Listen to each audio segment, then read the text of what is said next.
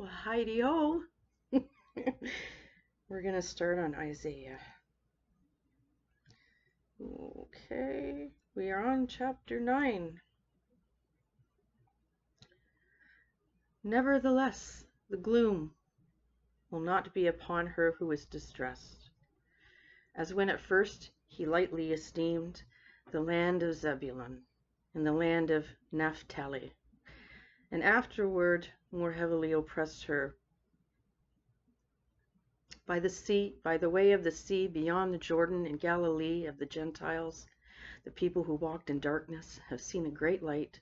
Those who dwelt in the land of the shadow of death, upon them a light has shined. You have multiplied the nation and increased its joy. They rejoice before you according to the joy of the harvest, as men rejoice when they divide the spoil. For you have broken the yoke of his burden and the staff of his shoulder, the rod of his oppressor, as in the day of Midian. For every warrior's sandal from the noisy battle, and garments rolled in blood, will be used for burning and fuel of fire. For unto us a child is born, unto us a son is given, and the government will be upon his shoulder, and his name will be called Wonderful Counselor, Mighty God, Everlasting Father, Prince of Peace. Of the increase of his government and peace there will be no end, upon the throne of David and over his kingdom, to order it and establish it with judgment and justice from that time forward, even forever. The zeal of the Lord of hosts will perform this.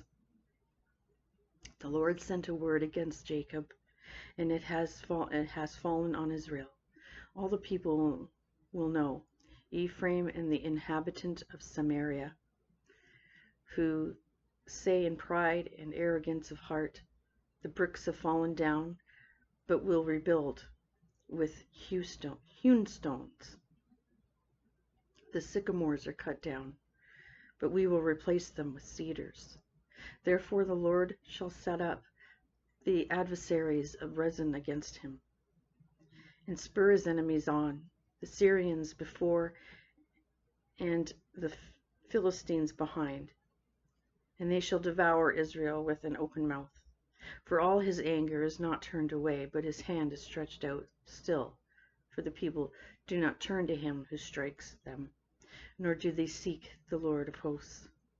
Therefore the Lord will cut off head and tail from Israel, palm branch and bulrush in one day. The elder and honorable, he is the head. The prophet who teaches lies, he is the tail.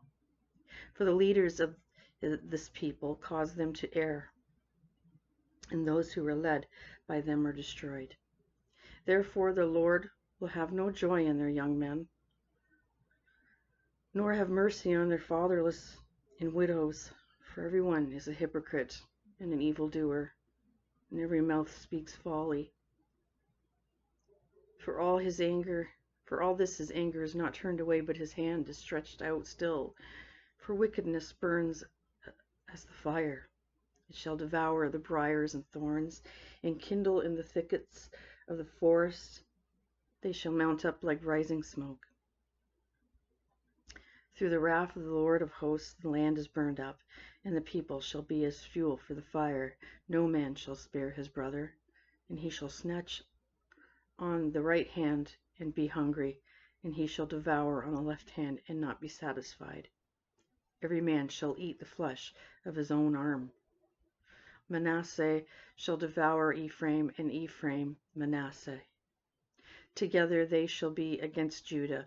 For all this his anger is not turned away, but his hand is stretched out still.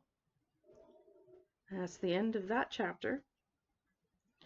I'm just bookmarking it now.